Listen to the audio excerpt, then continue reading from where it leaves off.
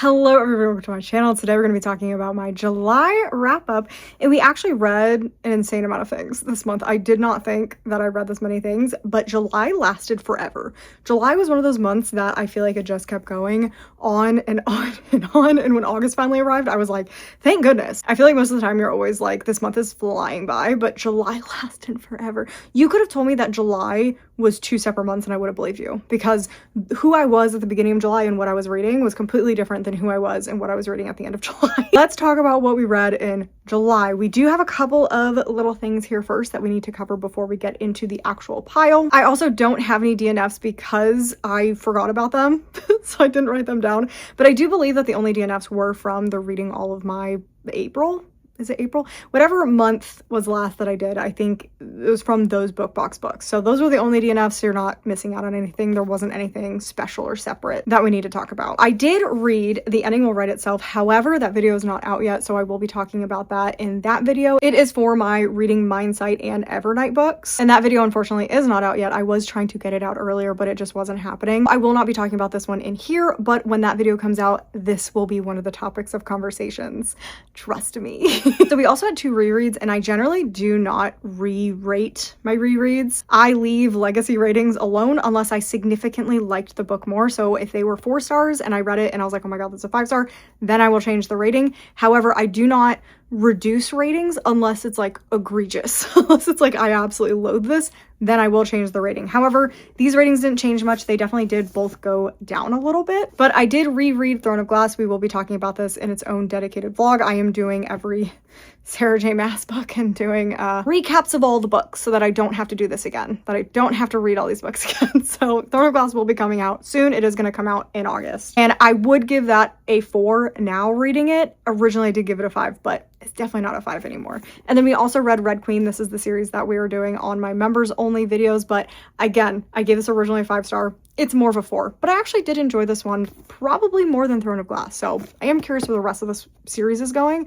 because I don't remember the rest of the series. So kind of having fun with that over there right now. Other than those books, we are down to the books that we actually read and that we can actually talk about. We read in total 15 books this month, which is crazy. That's crazy. I really didn't think I'd read that many, but I did. So we're going to be starting obviously with the lowest and going to the highest rated, and we are starting with Molcha. We're starting with Molcha. I'm giving it a 1.5 because I appreciated what this book was trying to do and what it was trying to say and talk about, and I do think that this is something that does need to be talked about. So I didn't know that like spy cameras were such a prevalent problem in Korea, so it is awesome that this book drew attention to that because that is absolutely disturbing. So I am glad that aspect happened. However, I didn't like anything else about this book. I didn't like the characters. I didn't like how the story was told. I didn't like the ending. I didn't like how I just didn't like it. I just didn't like pretty much anything about this. It would be 1 star, but I did appreciate, again, talking about this subject in general and bringing light to it.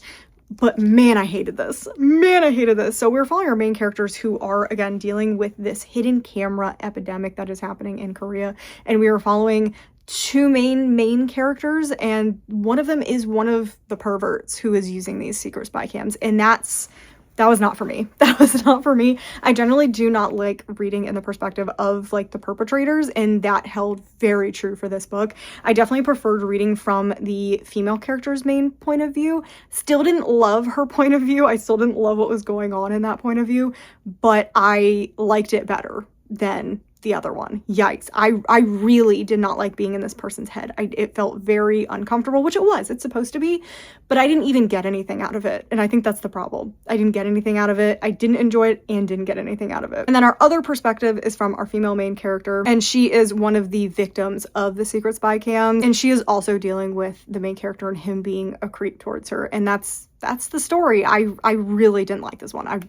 I'm so upset about it. I'm hoping I like The Eyes Are the Best Part better. I have heard better things about that one compared to Molcha, but man, I was really excited for Molcha. It just didn't work for me. And after that 1.5 star, we're jumping all the way up to 3 stars. We had a lot of 3s and a lot of 4s, not many 5s, not many 1s, no 2s. So, I mean, I feel like that's a good reading month, but it did feel like I read a lot of just in the middle things, which I don't love that fact. First up, I read Dead Weight, and this one just didn't do anything interesting, but it also didn't do anything wrong. This book exists, and this is following our main character who is kind of brought into this domestic situation. Like, she's not directly involved, but she ends up becoming involved because she becomes connected with one of the characters. So this cat just shows up at her house, and the owner asks if the cat can stay there for a little bit, and that makes our main character get involved with this woman's dramatic life. And it's a book I've read 1,000 times. It really is. It's a book I've read 1,000 times before. If you have read a domestic thriller or a domestic horror, you've read this book before. And so I just don't think it did anything remotely interesting, but I still appreciated the message. The writing was good. I liked the characters, but I was so incredibly bored by the story. But I still just gave it a 3 because, again, didn't do anything great, didn't do anything wrong. So it exists in time and space. Next up, we read To Steal a Throne, which, again, this one definitely exists in time and space. I'm definitely not continuing in this series. This was actually one of those books that I DNF'd originally and then was like, well, let me give it another shot. And I do wish that I just kept the DNF, because now it's like a question of, do I continue?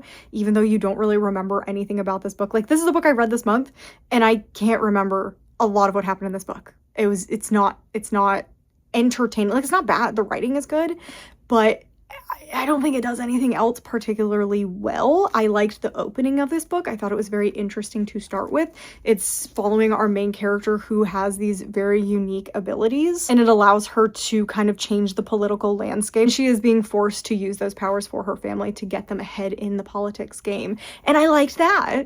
But once we introduced the romantic aspect in this book, it's like everything else became a side story, and the romance became the main point of this book. And I just didn't care. There were like a couple cute moments with the romance, but overall it was, the actual plot was sidelined, which is so sad, because the idea of like this heavy political book where you have someone deciding and making things happen, oh, it was so good. But then that all went away for the romance. So that also gets a solid 3-star. Another solid 3-star is They Call Her Regret. Again, I love the idea behind this one, but the execution just wasn't the best. It dragged. This book really, really dragged. When it was interesting, it was insanely interesting.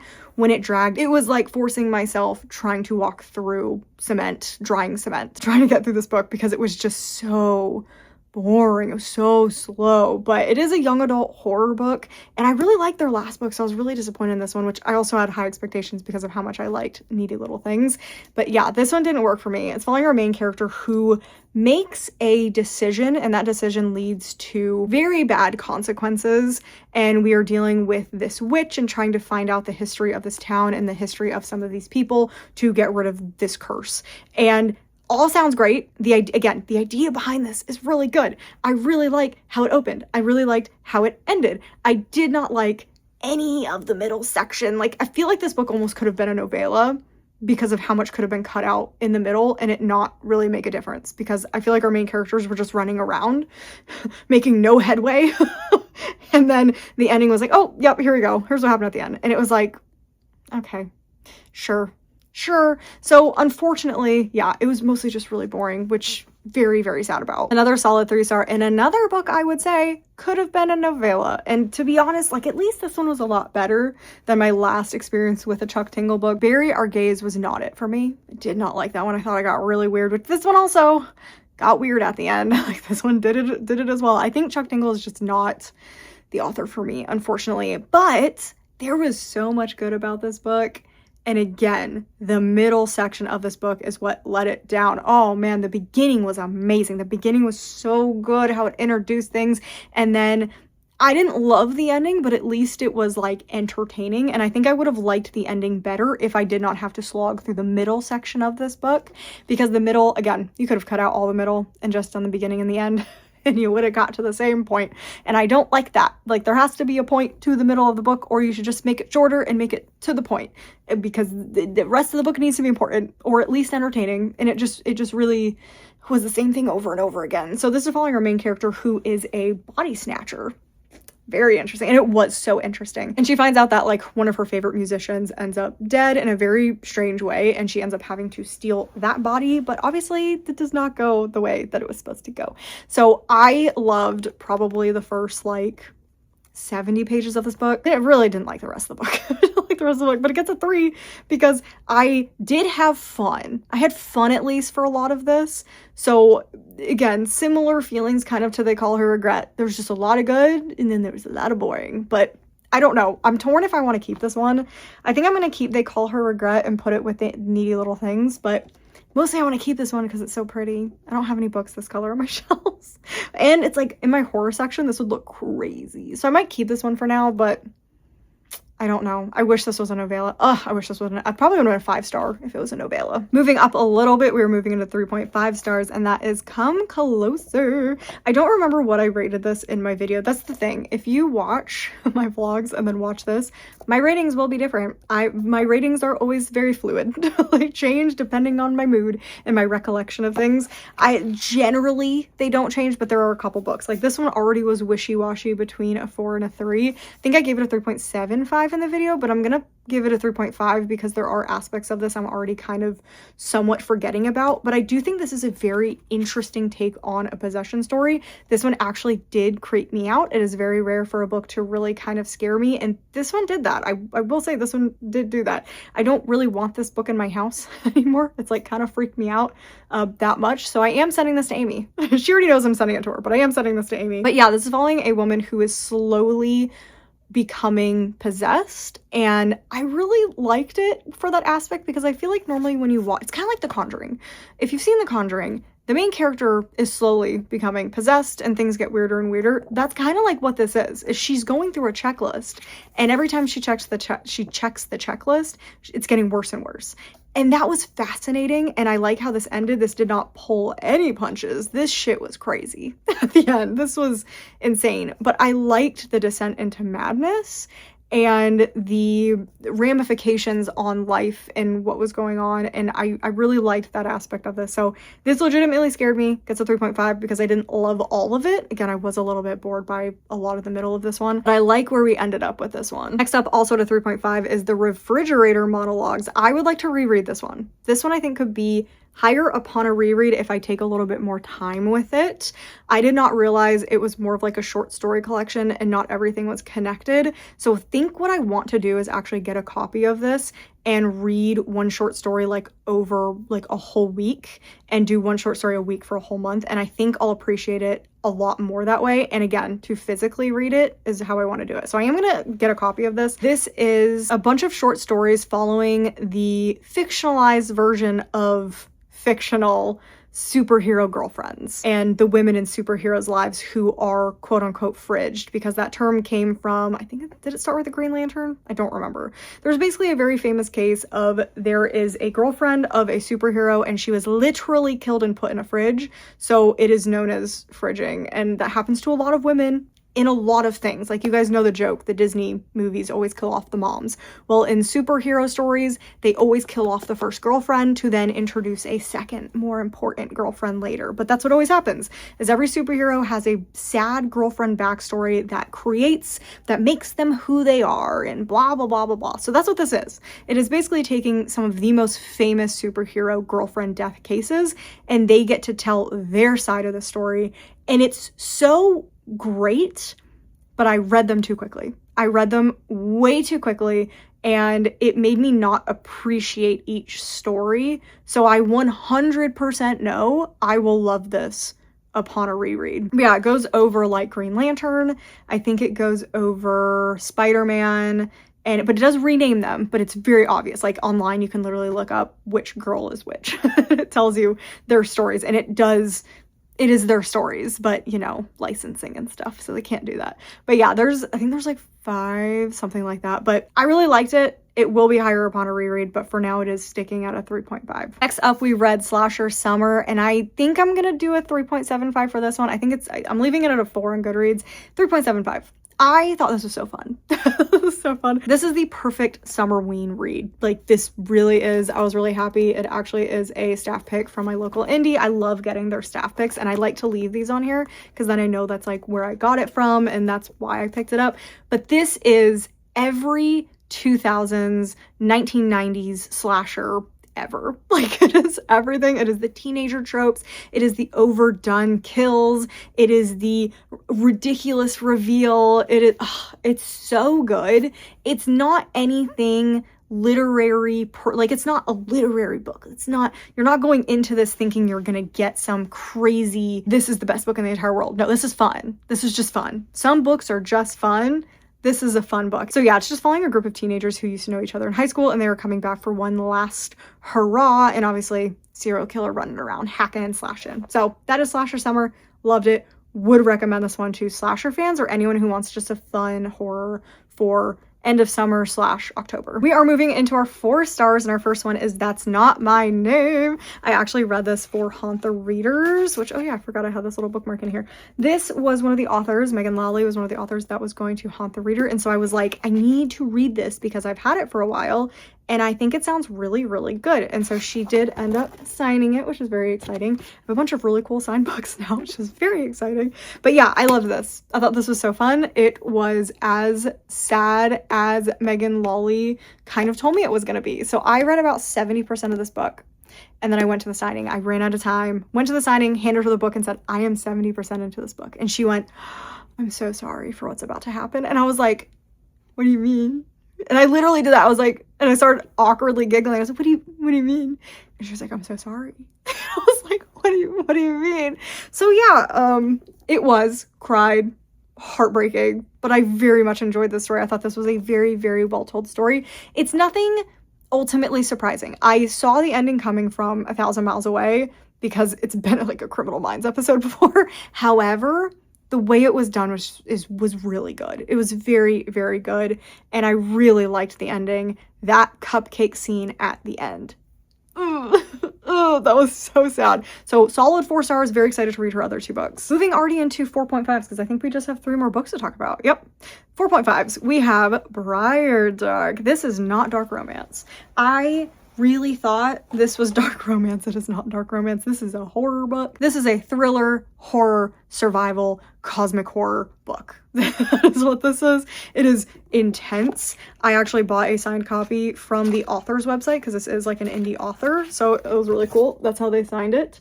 What does it say? The research stays in the woods, and it surely does. It surely does. Yeah, love this. Love this. I'm reading this with 2 of my friends, and we were having a great time. I'm actually starting the second book, Waywarden, later today, maybe tomorrow. Sometime this week, I'm hoping to, but Briardark. I really, really like this. This is following a group of college, they're like PhD candidates, I think, or some of them, no, they're already doctors. They're doing some sort of research, experiment, trip, etc. There's some graduate students, there's some people from a company, and then there's 2 people who graduate with their doctorates. So they're going up into this like national forest area, and there's like some anomalies, and there's like a glacier that potentially is melting, so they're gonna do all this little research stuff up there, and that is not what happens. This is definitely survival thriller / horror. So very weird. Don't expect to understand anything that happens. It's very cosmic horror. If you've read a cosmic horror, you know what you're in for. But everything is just bigger than you think it is. And I really like this. It's very creepy. I have no idea who to recommend this to, but I thought it was great. Our next 4.5, which it's really a 5. I can't give it a 5. It's a 5. I'm gonna switch it to a 5. We're just gonna do it. It is a 5-star. I do have some issues with it, but it is a 5-star. It's a 5-star, and it is This Kingdom Will Not Kill Me. It's a 5-star. I struggled with a lot of this book. You guys know. If you guys watched the video where I read this, you guys know I struggled a lot with sections of this book. But overall, this has left such an intense, lasting impression on me, how much I loved it. And I think upon a reread, it will be a very, very solid 5-star to a 6-star book, because there was just a lot of backstory that you didn't understand. So once you got to the end, like, there were some things that were a little confusing. However, this really was very good. This was really good. So it's following our main character, Maggie, and she's known as Maggie the Undying in the story. Like, that's what the series is called, because she has been sucked into her favorite book series, which is unfinished, by the way, which is even a greater touch. So she read the first 2 books. There is no 3rd book, so she doesn't know how the stories end. She just knows that this world is not kind. It is very dangerous, and she has been sucked into it and needs to survive. And the point is that she can't die. So she starts to ingratiate herself into the lives of the characters that she knows and loves and hates sometimes. Yeah, it's fascinating. There are a lot of info dumping places in this book. It is very bad about information dumping. However, it just works. It just works. I struggled a lot with parts of it, but overall it ended up so working for me. So I do think I'm gonna give it a 5-star. We had 2 5-stars this month. And then our final book, which is a little bit controversial because I feel like this does something where the main character kind of does something a little bit unforgivable, and yet I still loved it, and I loved how human this book felt, and it is Thistlemarsh. It's Thistlemarsh. This is my Illumicrate copy. I do have a fancy edition downstairs. I should have probably brought that one as well. But yeah, this is a 5-star. I love this. It is great dark cozy fantasy. I would say dark cozy fantasy. There are a lot of very dark themes. It talks about PTSD, it talks about wartime efforts, it talks about trauma. It covers a lot of things. The characters are older also, which I do appreciate. And yeah, this is just really good. It's following our main character who has come back from the war because she was a nurse during the war, and she has pretty much lost everybody. She's lost everything, everybody, and she is coming back to this manor, and it turns out that she is next in line to inherit it. However, her family that left it to her has left her a bunch of instructions that are impossible. Like, there is no way that she is going to eventually get it, but that is like what the story is she enlists the help of a fae, and we are trying to repair this house, and it's just like doing all that. There's some trials, there's some like little things that have to be done, and there is an intense plot twist. It's so good. You're either gonna love this or you're gonna hate it. I really do feel like I get it. I understand people getting to the end and despising what happens, but I loved it. I loved how flawed it was. It felt so flawed and desperate, and I love that about it. So this is a 5-star and possibly my favorite book of the month. I am torn between this and This Kingdom Will Not Kill Me. I am very torn between these two, but they are both very strong contenders to be favorites of all time, potentially. So we'll see. We'll see if these stick for the rest of the year. That's what it's going to depend on. But yeah, that is everything that I read in July. Definitely let me know down below your list, what you guys read, what your favorite book of the month is, what your least favorite book of the month is. Also, let me know if you've read any of these, what you thought about them, even if you disagreed. I love hearing differing opinions on the books that I read. And yeah, that is everything that I have for you today. If you have made it this far into the video, leave any type of flower emoji just for the cover of Thistlemarsh being potentially our favorite book of the month. And yeah, that is everything that I have for you today. I hope you guys enjoyed it. I'll see you guys in the next one.